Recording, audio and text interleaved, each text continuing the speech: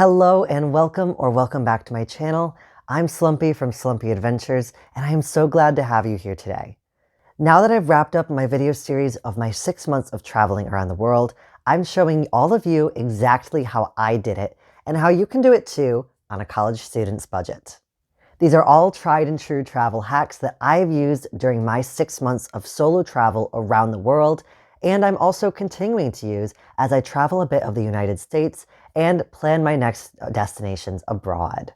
In this video, I'll be covering flights. How can you make your flights as affordable as possible?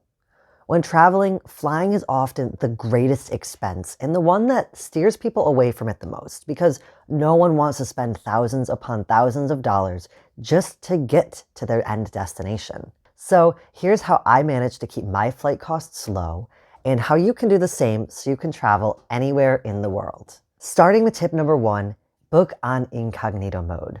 Do not let the capitalists eat your cookies.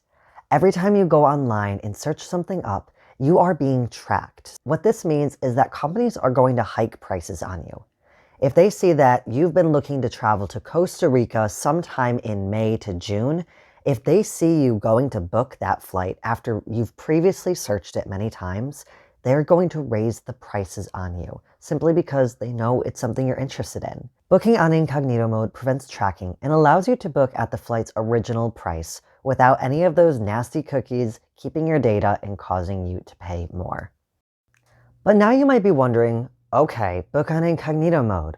Where do I even book the flights? Well, that's a great question, and it's one I actually recently had a conversation with one of my friends about. First of all, don't be looking directly on airlines' websites to book. That is not what you want to do when you're just browsing for somewhere to go to. What you should be doing to find the lowest prices is use something that allows you to cross-search different airlines. This is something like Momondo, or what I like to use, Google Flights. So what you're going to do to use Google Flights is type in on your incognito mode and look that up, and you'll click right here. Now let's say I want to fly from San Francisco to Tokyo. And when I do this, I can see when the lowest rates are available. So if I am not set on very specific dates, I can look and see that the 9th to 11th I can fly out for much cheaper than I could if I were to fly out on the 12th, 13th, or 14th. So let's say I'll fly out on a Wednesday the 10th.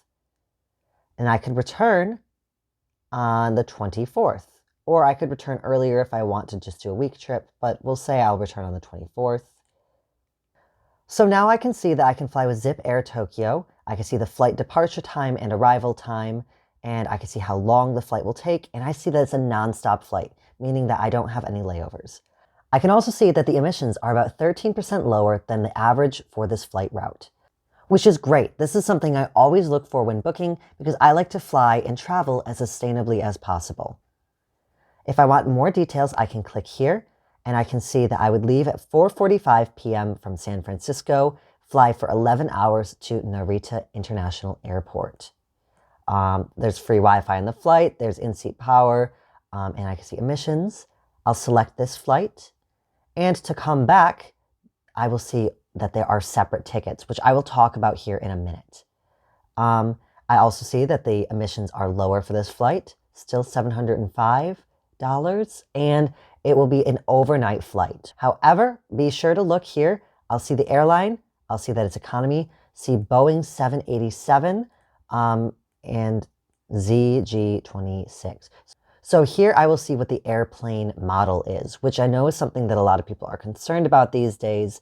And it is something you can check here on Google Flights really easily, right at the bottom when you're looking to book your flight. All right, so that's an example of how to book on Google Flights. Now let's say I don't exactly have a destination in mind. This is also perfect for Google Flights. So if you're looking to travel somewhere and go to multiple destinations, Google Flights is a great resource. So I'll say one way, and I will be flying from, let's say I'm going to fly from Chicago. So here, I can click here. I can even search the exact airport if I have a preference, but I don't, so I'll just be flying from Chicago in general. There's a trip in the next 6 months. I could pick an exact date if I wanted to, but I'm not going to. So here I can see all of the one-way tickets that I could book. I could go to Atlanta for $19. That's pretty crazy.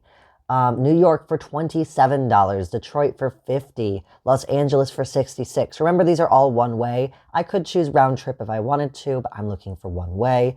Let's say I want to go down somewhere in South or Central America, but I'm not quite decided on where yet. So here I can see that I could fly to San Jose for only $90 or Guatemala City for $55.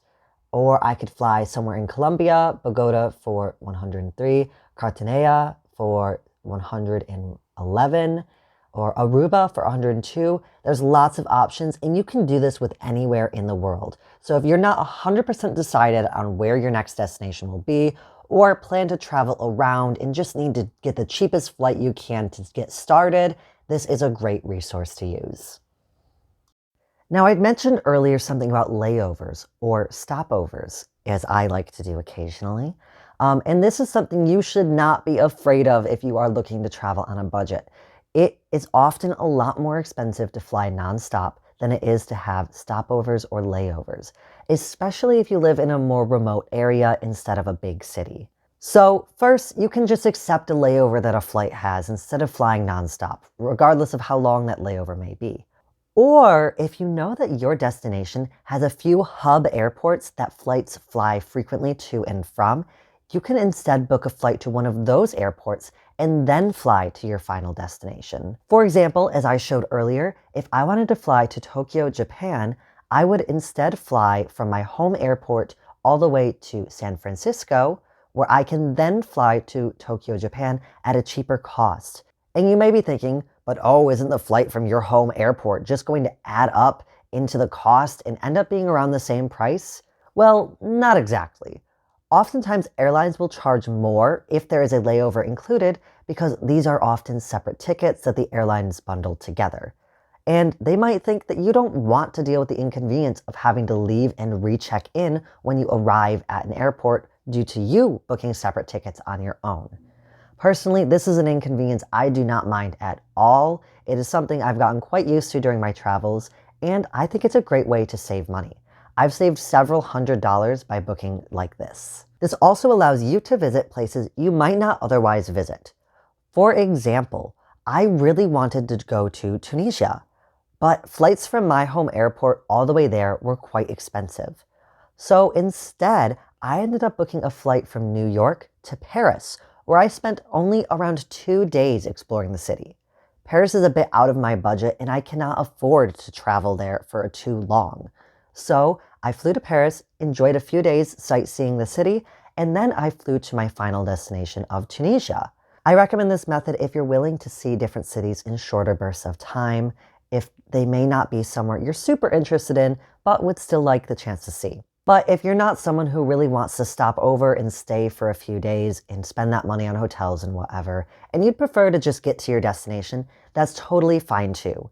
Just make sure you have at least a few hours of leeway in case there's any delays, and so you can leave and recheck in at the check-in counter for your next flight. Which leads me to my next point. This is something I cannot guarantee for you, but it worked for me, and I think there's really no harm in it. Smile at the check-in counter. Please, please be nice to the check-in agents. Not only does it make their day a little bit smoother and easier, but you might have a bit of an easier time if your baggage is just a little bit overweight. I'll tell you a story. So I was traveling with my backpack and carry-on. Those were the only 2 bags that I traveled with. But after traveling for a while and picking up a few souvenirs, they ended up being a bit overweight per some airlines' policies. For example, maybe one time it was about 7 kilos overweight. I smiled and I was really friendly with the check-in agent. He looked at the weight of my bag, said, 10 kilos? Okay, you're good to go. My bag was not 10 kilos, it was 15 kilos. Again, this is not a guarantee and I cannot promise you it works. Maybe I was just lucky, but it did work for me multiple times. Though you're really at the mercy of your check-in agent. Some airlines are much stricter than others, and some check-in agents just might not be willing to let you get away with some things, which it's their job. It's not anything you should be upset over if your bag is overweight, but it always helps to be friendly when wherever you are traveling or just living your day-to-day life. You never know where a bit of kindness could get you. Sorry, forgot to film this segment, so I'm just going to add in an audio recording. But if you can, try to be flexible with your dates. If you aren't so stringent about when you'll be traveling, oftentimes you can find deals for cheaper roughly around the same time that you'd like to go. I know it can be a bit difficult, especially for people who have tight schedules, maybe only having vacation days at certain parts of the year. But if you're able to, try to be flexible with the days you'll be flying. Oftentimes, flying on a weekday is cheaper than weekends if you want to look that way. Or again, you can use Google Flights like I mentioned earlier, and don't pick an exact date. You can just pick a general month that you'd like to travel, or so on. And my final tip is don't check luggage, not unless you absolutely need to.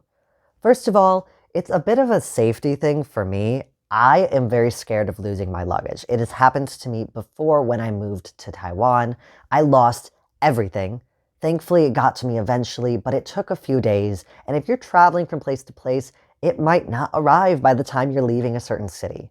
Plus, it's a bit easier for me to transport when I'm heading into a car or on public transport or walking to wherever I am staying if I just have my backpack in one bag. But this is also for a budget reason as well.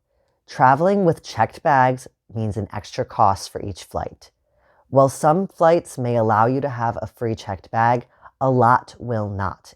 If you're flying on budget airlines, they are 9 times out of 10 not going to offer free checked bags, meaning you're going to be paying $30 to $50 per bag every flight. Packing light and not checking any bags is a great way to save money. It allows you to travel to different destinations, travel for longer, and just overall have a bit less hassle when you have all your bags with you and you're keeping your costs lower, meaning you can spend more money at your destination. Thank you so much for watching. Those are all the flight tips I have for you today. I'll talk more in some future videos about booking with points, what you must bring on your next trip, and how to find cheap accommodation and more, all so you can travel on a college student's budget. Thank you so much for watching. Please remember to like and subscribe to my channel. I would appreciate it so much, as I am hoping to grow so I can share more amazing travel tips and destinations from all over the world with you. Thanks again for watching. Take care and see you next time. Bye!